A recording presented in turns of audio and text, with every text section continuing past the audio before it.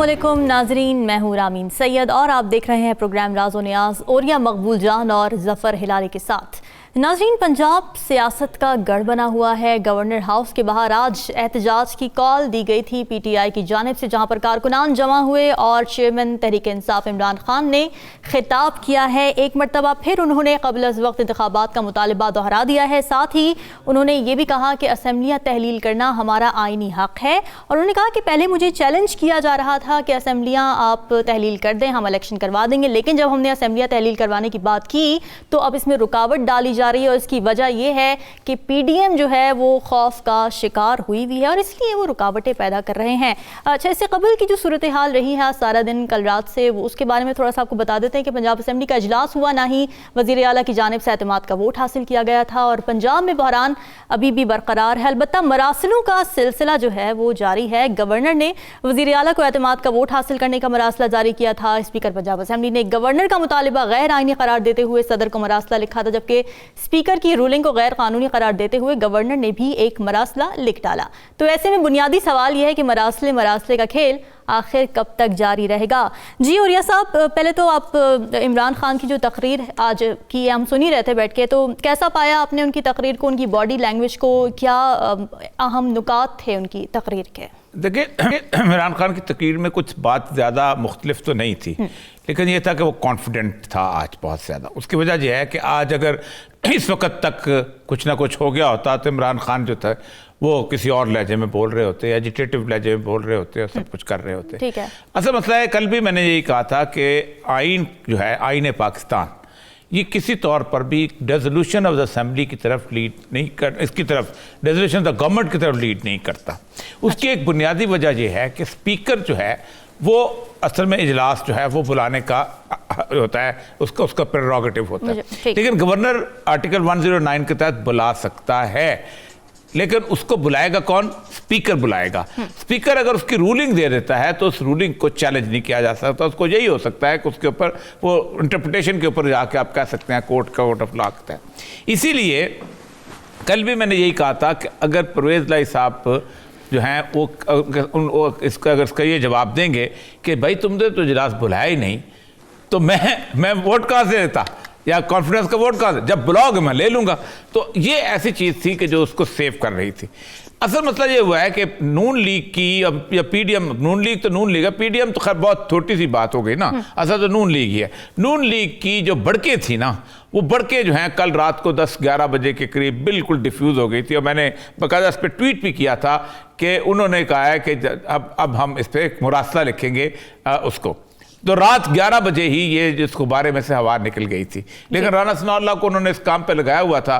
दूसरी बात मैंने कल बताई थी और वो ये थी कि उन्होंने इस बात का इंदिया लेने की कोशिश की थी कि अगर हम परवेज़ लाई साहब को उनके चीफ मिनिस्टर हाउस से निकालते हैं तो फिर कैसे उसको निकालेंगे। फेडरल गवर्नमेंट की डिस्पोजल पे जो फोर्सेस हैं उनमें से FIA है, जिसका एक हेड क्वार्टर को लाहौर के अंदर आपने देखा होगा, उसके अंदर रीगल चौक में है। उसकी जो टोटल स्ट्रेंथ है वो उसके साथ करीब वाले थाने से कम होती है, तो वो तो थाना अगर आप उसको घेर ले तो वहाँ से बाहर निकल सकेंगे। उसके बाद दूसरी जो है, अगर वो फेडरल गवर्नमेंट से वहाँ भेजना शुरू करेंगे, अगर अपनी स्ट्रेंथ तो कैसे भेजेंगे? पूरा का पूरा पंजाब रास्ते में आता है, तो इस्लामाबाद की पुलिस भेजेंगे, कहाँ से भेजेंगे, किस तरीके से भेजेंगे? रह जाती है रेंजर्स। तो रेंजर्स के बारे में रेंजर ने उनको बाकायदा कह दिया था कि हम गवर्नर हाउस की हिफाजत कर सकते हैं, नॉट बियॉन्ड डैट। इस वजह से गुब्बारे में ये भी हवा निकल गई कि हम किस फोर्स को इस्तेमाल करेंगे। आपको याद होगा कि ये क्राइसिस नया नहीं है, इससे पहले भी इसी तरह का क्राइसिस जो था मंजूर भट्टू के ज़माने में पेश आया था और उस ज़माने में भी इसी तरह गवर्नर हाउस में जो थी रेंजर्स लग गई थी और इनके वालिद हमाद अजहर के वालिद को उसने गवर्नर लगा दिया था, तो उसने लगने नहीं दिया था। चौधरी इसके फवाद हुसैन का चचा, फवाद चौधरी के चचा ने चाचा था, कहता था। तो उसका नतीजा पता क्या निकला था? उसका नतीजा ये निकला था कि गुलाम इसाक खान और नवाज शरीफ दोनों के अंदर लड़ाई हुई थी। बिल्कुल। और उस लड़ाई के अंदर हुआ था कि वहीद काकर साहब ने दोनों को बिठा लिया था। अच्छा। और कहा तुम भी इस्तीफा दो और तुम भी इस्तीफा दो। ये वो तजर्बा है जिसने दोनों के कान खड़े कर दिए। और इस वक्त कल मैंने कहा था कि 8 दफा इसाक डार वहां जाके मिल के आए और वो कोई निहारी खाने नहीं गए थे या सिरी पाए खाने नहीं गए थे, या कराची से आई हुई जो है वो अपना पतीसा लेने नहीं गए थे, ठीक, वो तो वहां कुछ गुफ्तगू ही करने गए थे ना। गुफ्तगू क्या कर सकते हैं? प्रेसिडेंट के पास क्या है? कोई इख्तियार नहीं है। प्रेसिडेंट उसको क्या दे सकता है? कुछ नहीं दे सकता। वो बुनियादी तौर पे असल में चाहते ये है कि जितना और इसको डिले हो सकता है। उसकी 2-3 वजूहात हैं। एक तो डिले के अंदर उनका ये है कि क्रिसमस की छुट्टियां खत्म हों तो शायद IMF हमें थोड़ा सा कुछ रिलीफ दे दे। अच्छा, दूसरा ये है, जब IMF हमें रिलीफ देगी तो जनवरी के एंड में किसी न किसी तौर पर बाकी लोगों से भी हम कर्जा लेके मुल्क की हालत थोड़ी सी इस तरह की से छोड़ के जाएं ताकि लोगों को थोड़ा सा अंदाज़ा हो कि हम थोड़ा सा बेहतर कर गए हैं और हम थोड़ी सी अच्छी हमारा चेहरा है जो फेस सेविंग जिसको कहते हैं वो हो जाए। जी जी। यहां भी ये सूरत हाल थी कि ये असेंबलियां दोनों अगर तोड़ देते हैं तो वो बुलडोज वाली सूरत हाल शुरू हो जाती है, जिसमें मैंने पहले भी कहा था कि इनकी एक अंडरस्टैंडिंग हो गई थी कि हम दोनों जो हैं वो एक दूसरे के साथ इंटरेस्टल तो रहेंगे, वरना लेकिन ये है कि इसको कुछ डिलेइंग प्रोसेस चलता रहेगा। अच्छा, इसमें अब आप देखें कि बेवकूफ़ कौन बन रहा है? अवाम बन रहे हैं, पब्लिक बन रही है, दोनों पर। लेकिन खेल इस वक्त मुझे अच्छी बात यह लगी है कि इस वक्त खेल सही रहे हैं, क्योंकि एक बात तय है कि वो दोनों एस्टेब्लिशमेंट को आने का मौका नहीं दे रहे। क्योंकि अगर एस्टेब्लिशमेंट इस दफा इंटरवीन कर गई तो फिर आप समझे कि 20 साल के लिए इस मुल्क गया, वापस रिग्रेसिव गियर में चला जाएगा और जो कुछ भी होगा इलेक्शन इस मुल्क का बेहतरीन हल है, जो आज इमरान खान साहब ने कहा है। तो आज इमरान खान साहब की जो तकरीर थी वो बुनियादी तौर पर एक तो कॉन्फिडेंट की तकरीर थी थोड़ी सी, दूसरा यह था कि उनके लोग भी वहाँ आ गए थे, तीसरा यह था कि उनका वो ना असेंबली टूटी थी वो बहाल था। कल अब शुरू हो जाएगा, उसमें फिर बात करते हैं वाली साहब से बात कि कल जब नो कॉन्फ्रेंस मूव शुरू होगी तो उसकी क्या रिक्वायरमेंट चलेंगी। ठीक है। हिलाली साहब, ओरिया साहब ये कह रहे हैं कि जी जो पॉलिटिशियंस हैं वो आपस में ही बातचीत कर रहे हैं और इसमें अच्छी बात यह है कि वो किसी और तरफ से जो इंटरवेंशन होती है उसको रोक रहे हैं। आप समझते हैं ऐसी ही बात है? क्या ऐसा नहीं है कि आपस की जो लड़ाइयाँ हैं उसमें क्योंकि सियासत जो है वो एक अजीब अफरा तफरी का शिकार है तो दूसरे को ज़्यादा मौका मिल जाए इंटरवीन करने का? आवाम किसकी तरफ देख रहे हैं इस वक्त? हरगिज़ नहीं। ये पॉलिटिशियंस समझना या सोचना कि ये कुछ ऐसी चीज कर सकते हैं जो सेंसिबल हो, ये जो करना चाहते हैं के साथ वो तालिबान ने किया होगा कल हमारे अवाम के साथ नॉर्थ वजीरिस्तान में। मैं समझता हूं कि the good sense that has prevailed वो है फॉर एस्टैब्लिशमेंट। अगर एस्टैब्लिशमेंट वही एस्टैब्लिशमेंट न्यूट्रल नहीं होती, न्यूट्रल वो होता चंद दिन पहले जो थे, तो माफ करिए ये कभी नहीं होता। अच्छा, देखिए मैं आपको बताना चाहता हूं कि अभी भी एक रूमर है क्या कि बिल्कुल सही कहा औरिया साहब ने कि ये स्पीकर को उन्होंने लिखा था, स्पीकर ने कॉल नहीं किया सेशन, लिहाजा चीफ में आप सीएम को कैसे निकाल सकते हैं? चीफ मिनिस्टर तो कहता मुझे तो बताया नहीं गया, सेशन हो ही नहीं रहा तो मैं कैसे कॉल करूं? तो स्पीकर और आपका दरमियान है गवर्नर साहब। तो आज मुझे किसी ने कहा कि उसका तोड़ जो ये है वो आज शाम को होने वाला है। मैंने कहा वाह, वो क्या है वो तोड़? तो वो कहते हैं कि वो एस्टैब्लिशमेंट नहीं चाहती कि इस वक्त गवर्नर हाउस के सामने वो उस किस्म की धक्का धक्की हो जिस पे रेंजर्स को इंटरवीन करना पड़ेगा, इसलिए कि रेंजर्स फौज के एक आर्म है और वो बुरा लगेगा, वो हम नहीं चाहते। मगर क्या, जब तकरीर खत्म हो जाएगी इमरान खान की जैसे हो गई है और उसके बाद डिस्पर्स हो जाएंगे लोग, उनके सपोर्टर्स जो आए हैं, उसके बाद गवर्नर साहब जो हैं वो डी नोटिफाई कर देंगे। अच्छा, इन अदर वर्ड्स रात में। अब मैं समझता हूं कि ये नहीं होगा, डी नोटिफाई नहीं, इसलिए नहीं होगा कि वो भी इलीगल होगा। नहीं, वो भी इलीगल होगा। भाई बताओ तो सही, तुमने कब लिखा है चीफ मिनिस्टर को कि ये सेशन होल्ड करो और नो कॉन्फिडेंस? सेशन तो तुमने स्पीकर को किया है, स्पीकर ने तुम्हारा इसको रद्द कर दिया।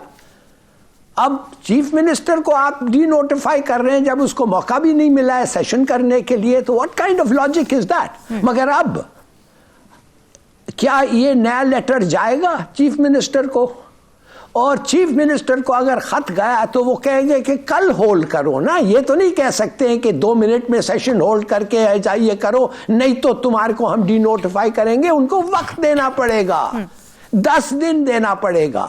अच्छा, लोग बाहर हैं, 3 लोग जो हैं वो बाहर हैं, मुल्क से बाहर हैं, और एक जो है अपनी बेटी के ऑपरेशन के लिए दुबई गई हुई दुबई है। गए, exactly। तो कहने की बात सिर्फ ये है कि अगर मेरे ख्याल में एस्टेब्लिशमेंट चाहता तो जैसा पुराना इनका रवैया था वो ब्लजन करके आ जाते, कोर्ट्स को फिर कहना पड़ता कि ये गलत है और ये नाकाबिले बर्दाश्त है, ये गलत है, वापस ये करो, या कोर्ट कहते जैसे अमूमन कहते रहते हैं कि ठीक है हो गया, अब पुश ऑन, अब चलें आगे बढ़े।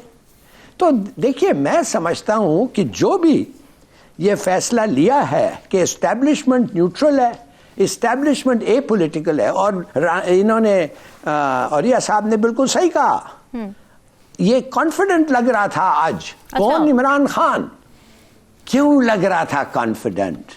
इसलिए उसको पता था कि ये अब तक खत्म हो जाना था, मगर एस्टैब्लिशमेंट ने अपना role as a neutral apolitical play कर रहा है। वो चाहते भी नहीं हैं कि उनका कोई भी सब आम, मसलन रेंजर्स, वो लोगों के साथ लड़ें और पब्लिक को पता हो कि वो खड़े हुए in between Imran Khan and elections. नहीं, अब हम देखेंगे कि उनका अब ऐसा ही रोल होता है इन फ्यूचर, या उसकी न्यूट्रलिटी में कोई बायस और इम्बैलेंस आ जाता है।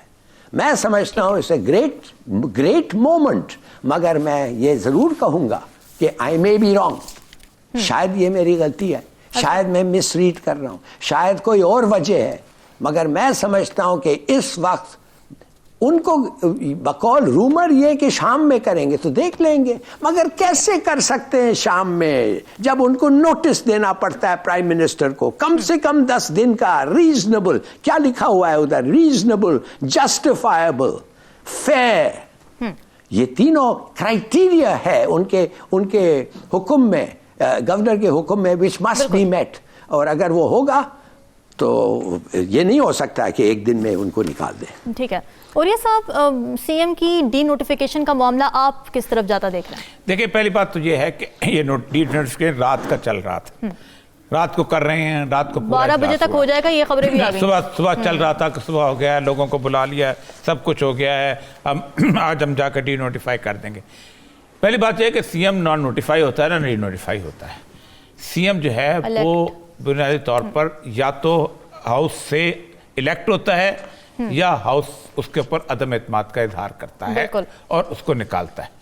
ये कोई सेक्रेटरी इस्टेब्लिशमेंट या सेक्रेटरी फिनांस की पोस्ट नहीं है कि उसको नोटिफाई। आज तक कभी सीएम का नोटिफिकेशन हुआ?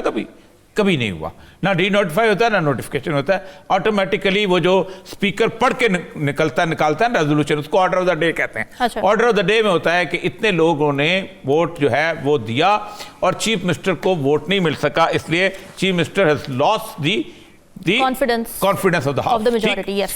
अब मसला सारा ये था कि ये उनको बार बार समझाया गया। इसमें सबसे अहम तरीन रोल था गवर्नर साहब का। गवर्नर साहब इंतहाई शरीफ नफ्स आदमी है। गवर्नर साहब मेरे लास्ट वजीर थे और बहुत अच्छा उनके साथ एक ताल्लुक रहा है। गवर्नर साहब जो हैं लीगल माइंड के आदमी हैं और एक बहुत अच्छा फेस है पूरे उसके नून लीग के अंदर। गवर्नर साहब ने ख़ास तौर पे, मेरी इत्तला ये है कि ख़ास तौर पे कहा कि मैं एक शरीफ नफ्स आदमी हूँ, मुझे से एक इल्लीगल काम ना करवाएं। आपको याद होगा कि गवर्नर ने आज से 3 या 4 दिन पहले एक बयान दिया था कि मैं इनके गवर्नर की तरह नहीं करूंगा, जैसे वो चीमा जो गवर्नर था उसने किया था कि उसने शोर मचाया था। मुझे अगर समरी आई रेजोल्यूशन असेंबली के, मैं फौरन अप्रूव कर दूंगा, कोई इलीगल मैं उसमें रास्ता नहीं होगा कि मैं 3-4 दिन इधर हो जाऊंगा। ये गवर्नर का बयान था। कल रात को राणा सनाउल्लाह साहब से एक एंकर पूछ रहे थे कि आप कब कर रहे हैं गवर्नर साहब इसको डी नोटिफाई, तो उन्होंने कहा हम गवर्नर साहब को मजबूर तो नहीं कर सकते ना, हम कह सकते हैं। इससे अंदाजा हो गया था कि गवर्नर किस मूड में है। इसीलिए मैंने रात को 11 बजे के करीब ये ट्वीट किया था कि उसको रिमाइंडर देंगे। रिमाइंडर का मतलब होता है वो पता है आपके मार के देख, वाली बात है ना। अच्छा। कि आप एक थप्पड़ खाया उसने, अब मार के देख। लेकिन बहरहाल सेंस प्रिवेल की, क्योंकि होना यह है कि ये अगर उसको चीफ मिनिस्टर को डी नोटिफाई करते हैं तो विद इन सेकेंड कोर्ट से ये खत्म हो जाएगा फैसला। बिल्कुल, वो ज्यादा बड़ी जिल्लत होती पीडीएम के लिए। और ये उनको खासतौर पे आज को तकरीबन 4 बजे की समझाया गया कि भाईजान देखो, आप अगर डी नोटिफाई तो आज कर लोगे, क्या आप उसको मेंटेन कर सकोगे? एग्जैक्टली। क्या उस नोटिफिकेशन को आप इंप्लीमेंट कर सकोगे? अदालत अगर आपको पीछे धकेल दे तो आपका तो सारे का सारा बना बनाया खेल, जो इज्जत सदा, तो खत्म हो जाएगी। इसीलिए वो ये सुबह से कर रहे थे और फिर कुछ 3 बजे के करीब ये खबरें आनी शुरू हुई, जैसे लाल साहब कहते हैं कि जी वो उसके बाद वो करेंगे। लेकिन फिर 5 बजे के करीब जो आखिरी खबर यही थी कि उन्होंने कहा कि हम मजीद कानूनदानों से मशवरा करेंगे। और मजीद कानूनदानों से क्या मशवरा किया जा सकता है? लेकिन इसमें एक बहुत बड़ा कैच आ गया हुआ। क्या? अब नो कॉन्फिडेंस मूव के लिए इजलास तलब हो चुका है। बिल्कुल। और वो कल सुबह 10 बजे हो रहा है। इसका मतलब ये है कि जब एक इजलास एक मकसद के लिए तलब कर लिया जाए, ठीक, और जिसमें वक्त भी कुछ ना हो, तो फिर आप सीएम को डी नोटिफाई करें या ना करें, नो कॉन्फिडेंस मूव जो है वो इन मोशन होगा। बस ना असेंबली तोड़ी जा सकती है, ना चीफ मिनिस्टर असेंबली तोड़ सकता है, ना असेंबली डिसॉल्व की जा सकती है, कुछ नहीं हो सकता। अब इस वक्त सिर्फ एक ही बात होगी कि नो कॉन्फिडेंस वोट किया जाए। इसीलिए सारे के सारे एमपीएस जो हैं वो इस वक्त लाहौर में जमा हो चुके हैं। चलिए देखते हैं कि नो कॉन्फिडेंस मोशन वाले जो मामलात हैं वो किस तरह। नाज़रीन, डिस्कशन का सिलसिला जारी है। यहाँ वक्त हुआ एक ब्रेक का। Stay with us.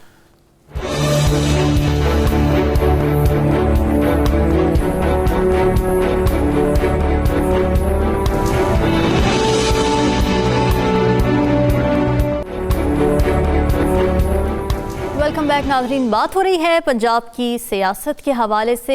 एतमाद का वोट लेने के लिए इजलास तो मुनक़िद नहीं हो सका है। बहरहाल कल जो है वो तहरीक अदम एतमाद पेश होने जा रही है पंजाब असेंबली के अंदर।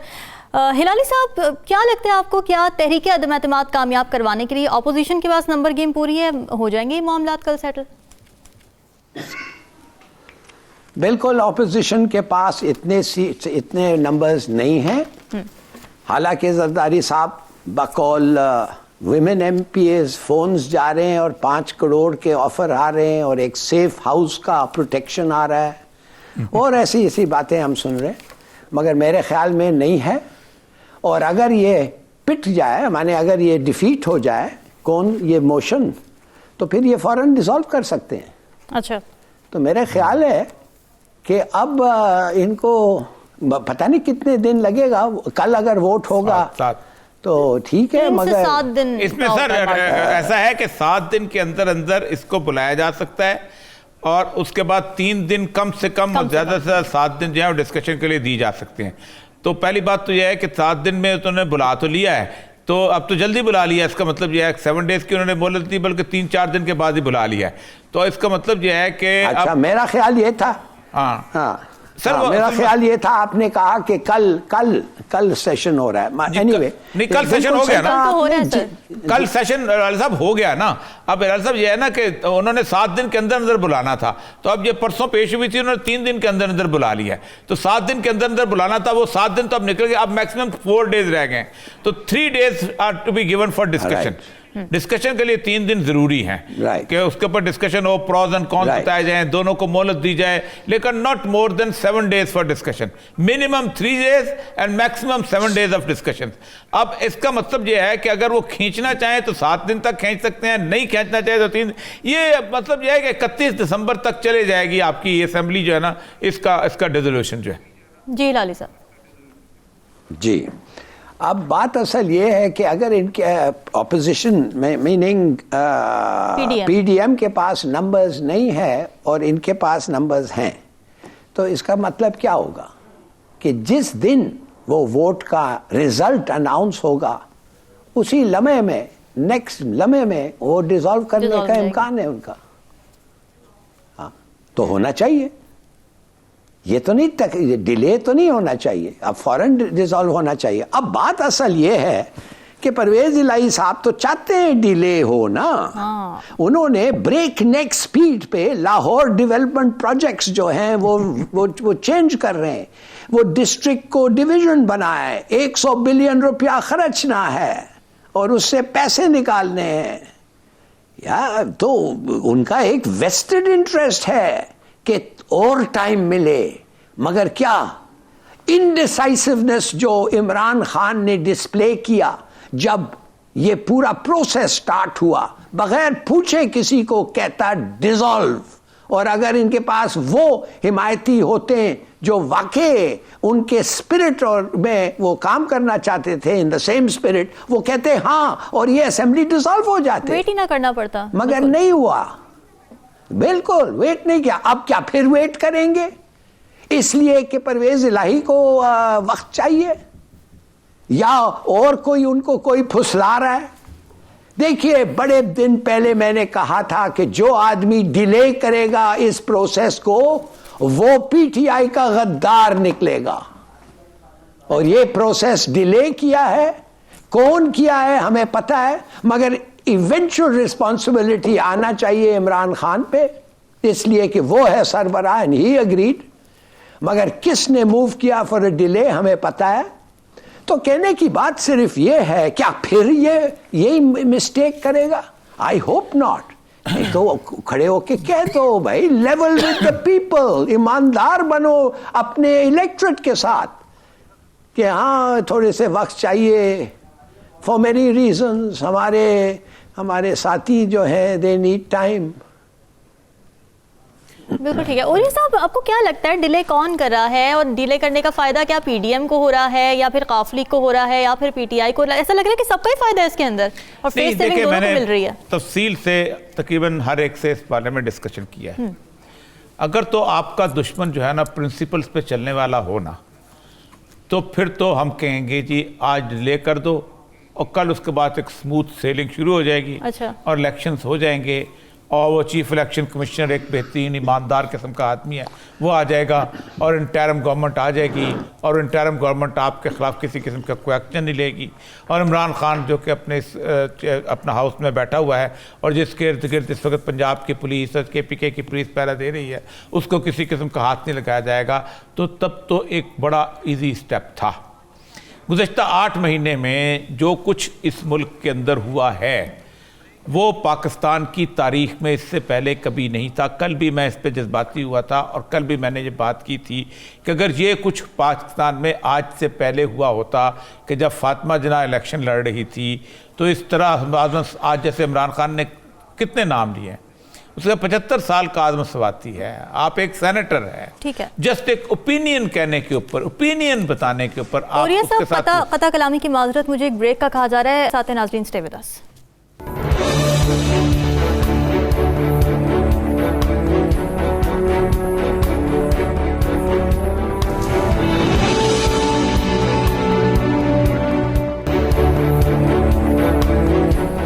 वेलकम बैक नाजरीन। बात हो रही है पंजाब की सियासत के हवाले से, जो कि लम्हा बलम्हा बदलती जा रही है। कशमकश पैदा हुई हुई है कि आगे होगा क्या परवेज़ इलाही वज़ीर आला रहेंगे या नहीं रहेंगे, क्या तहरीक अदम एतमाद कामयाब हो पाएगी या नहीं हो पाएगी। और यह सब माजी में हमने देखा था कि जब जब असम्बलियाँ तोड़ी गईं तो इंतखाबात की तरफ ही गए मामलात, लेकिन उसके बाद भी कोई पीस नहीं देखने में आया, कोई ऐसी सुलझी हुई बातें नहीं हुई, उसके बाद भी सियासी अफरा तफरी जारी ही रही है। तो आप समझते हैं कि इस दफ़ा कुछ मामलात मुख्तलिफ हैं, इलेक्शन हो जाएंगे तो मामलात सेटल हो जाएंगे? देखिए, माजी में जब असम्बलियाँ तोड़ी गई ना, एक तो प्रेसिडेंट के पास 158(2)B का इख्तियार था, वो प्रेसिडेंट तोड़ता था और वो आइन के साथ तोड़ता था और इलेक्शन करवाता था, और president was a completely powerful person.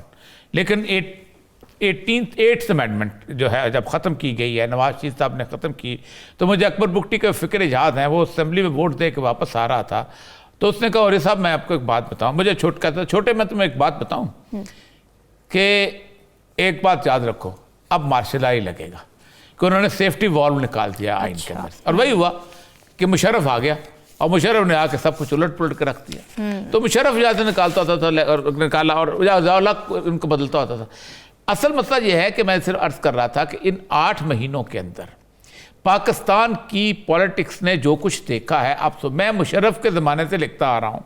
2020 में मैं सिविल सर्विस, 2002 में मैं सिविल सर्विस में था, मेरे 16 साल रहते थे, मैं लिखता था, मुझे कभी हैरस नहीं किया गया इस तरह, मुझे कभी इस तरह यही अखबार को नहीं कहा गया इसके बंद कर दो, किसी TV चैनल को नहीं कहा गया। जरदारी का दौर आया, नवाज शरीफ का दौर आया, लेकिन आप खुद देखें कि इस दफ़ा जब ये सूरत हाल बनी तो मुझे पहले तो मेरे चैनल को हैरस किया गया जो चैनल पहले काम करता था, फिर उसके बाद बाकी चैनल को कहा गया इसको ना लिया जाए, फिर उसके बाद मुझे थ्रेट्स किए गए, सारा कुछ किया।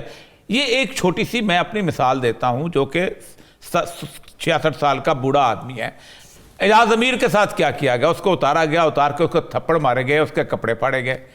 ठीक, अरशद शरीफ के साथ वो बेचारा भाग गया, उसको भाग के वो उसको बेचारे को पीछे बंदे लगाए गए, उसको मार दिया गया। ठीक, वो बेचारा उसकी वालदा से मिला, उसका घर उजड़ गया बिल्कुल, कसम से बात कहता। आदम स्वाति चलो सियासतदान है, चलो ये मार खा लेंगे, चलो ठीक है ऑलराइट, लेकिन 75 साल का आदमी, चलो शहबाज गुल है ज्यादा शोर, क्या गुफ्तगू करने के ऊपर।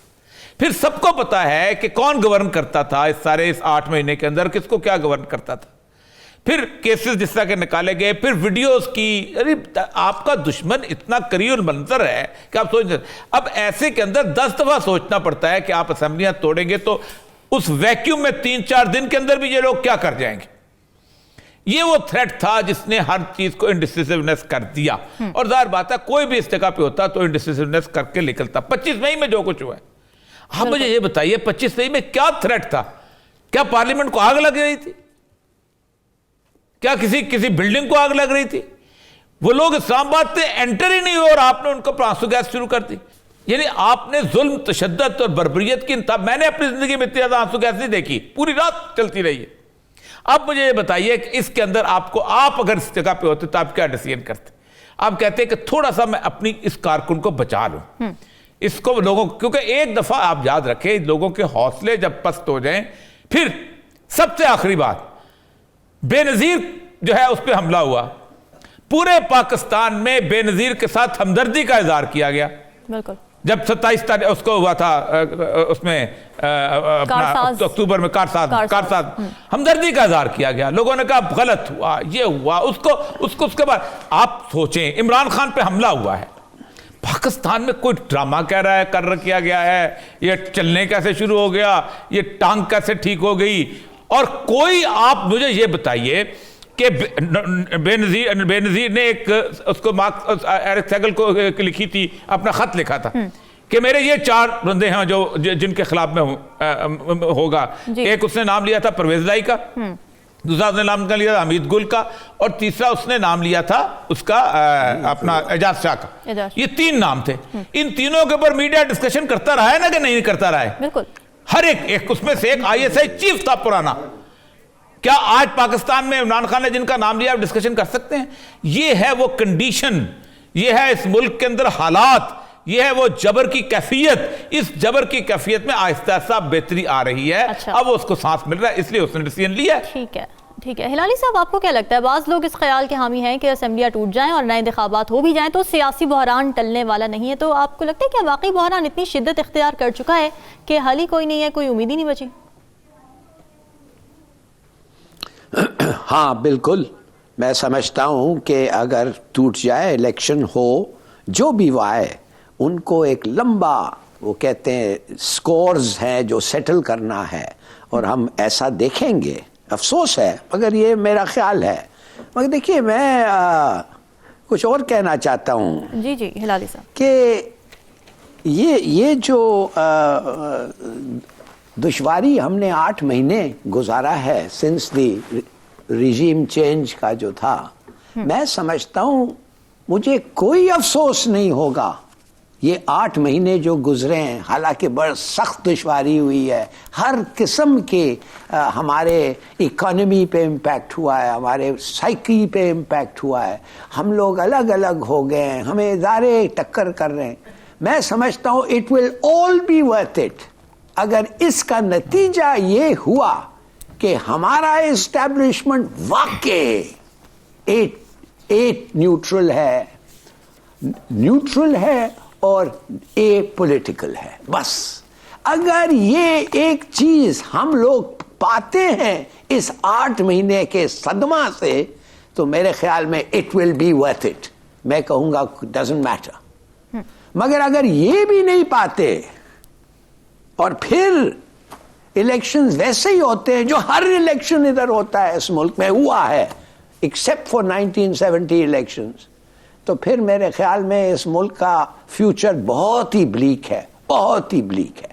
तो दुआ करें कि सबक सब लोग सीखें, everybody learns the lesson and having learned the lesson stick to it. ठीक है। और ये सब अब हम देख रहे हैं कि आज जैसे कि गवर्नर हाउस के एहतजाज हुआ है, तो आपको लगता है कि इमरान खान इस मसले का भी आइन के तहत कोई हल निकालेंगे, असेंबलियों के अंदर जाएंगे या फिर सड़कों पर ही मामला हल होंगे? नहीं, देखिए वहाँ तो फेडरल गवर्नमेंट में तो उन्होंने आज उसने कह दिया कि एक एक बंदा करके आए मेरे पास चैम्बर में, और राजा परवेज ने कहा और हम आपके इस्तीफे में कबूल कर लूँगा, क्योंकि पहले उन्होंने कहा कि जून में हमने कहा था लेकिन जून में आप नहीं आए थे, क्योंकि अप्रैल में 11 अप्रैल को इस्तीफे दिए गए थे, तो जून के 6 जून से लेकर पता कितने जून तक उसने काम ने मोहलत दी थी, आप में से कोई नहीं आया। और PTI का स्टैंड था कि हम चूँकि इज्तिमाई तौर पर इस्तीफे दे चुके हैं, स्पीकर हमारे ने मंजूर करके भेज दिए, हम नहीं चाहते। एक वो भी बहाना करते हैं ना कि अंडर डोरस नहीं है, किसी ने जबरदस्ती नहीं की है, ये है वो है, ये सारी चीजें बड़ी अजीबोगरीब सी हैं। जहां एक पार्टी के हेड की जो है अपनी खिलाफ वर्जी करो तो वोट ही काउंट नहीं होता, तो आपकी मेंबरशिप की क्या हैसियत रह जाती। लेकिन अब असल मसला सिर्फ ये है, मैंने जो पहले भी कहा कि इस सारी कुर्बानी के बाद तो जो लाली साहब ने कहा है कि अगर वाकई पाकिस्तान के अंदर एक fair and free and fair election नहीं होते तो बहुत गलत। एक बात मैं बताऊं आपको, 1970 के इलेक्शन के बाद चूंकि हमने नौकरी शुरू किया 1979 में, अच्छा, तो और उस वक्त मैं एक यूनिवर्सिटी में पढ़ाता था, फिर उसके बाद मैं सिविल सर्विस में आया 1984 में। उसके बाद एस्टेब्लिशमेंट ने एक फैसला किया था कि आज़ाद इलेक्शन जो हैं ये बहुत भारी पड़ते हैं इस मुल्क के ऊपर। अच्छा, एक तरफ शेख मुजीब जीत गया है और एक तरफ भुट्टो जीत गया है। अच्छा, भुट्टो को तो उन्होंने किसी ना किसी तरीके से बर्दाश्त कर लिया, मुजीब को बर्दाश्त नहीं करते थे, और शेख मुजीब के साथ उन्होंने फिर वो मुल्क अलहदा हो गया और उसके साथ इंडिया ने इंटरवेंशन कर दी।